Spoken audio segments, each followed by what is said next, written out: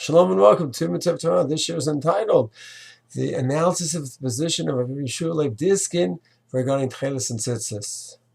So we saw that the Stipler quotes Yeshua Diskin. He says he has a Masorah, Ish mi pi ish, person from person, back to Yeshua Diskin, thousands of years ago.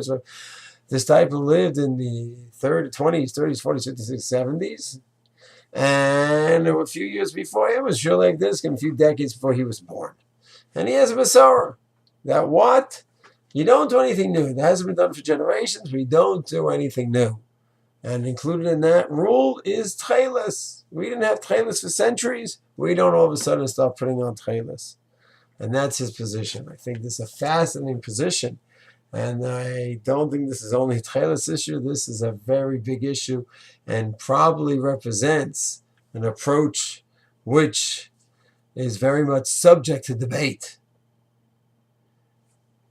Because what if you have new information based on technology, archaeology, and other phenomena that generations ago didn't have?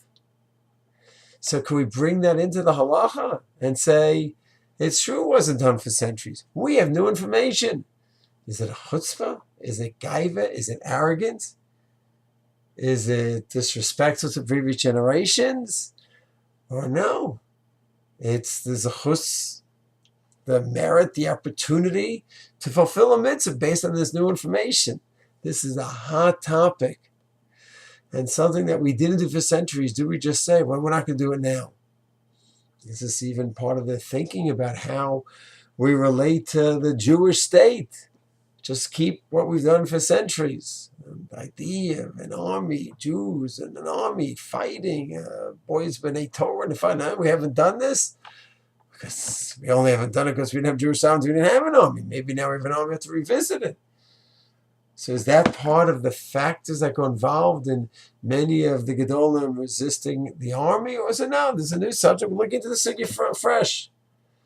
So we could just see that this topic is an explosive one.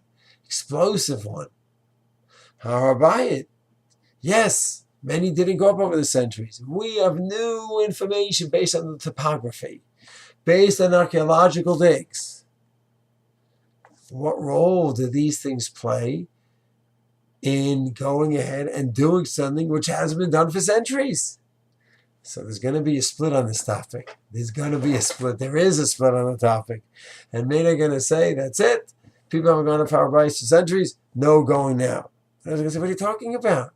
There's new information out there.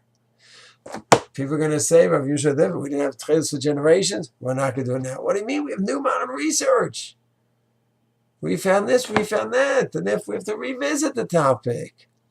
So we could see how this point of Yeshua Diskin could be a key point in many, many arguments. So it's important to note, this is not just a chiddush by Yeshua Diskin regarding Techeclet.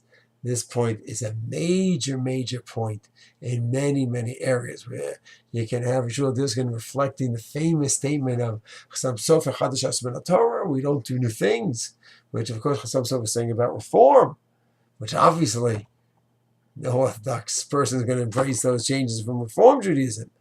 But what about changes that could be very much within the Orthodox framework but hasn't been done? So we can see this and hopefully appreciate this is a very big point with a lot of ramifications. Shalom.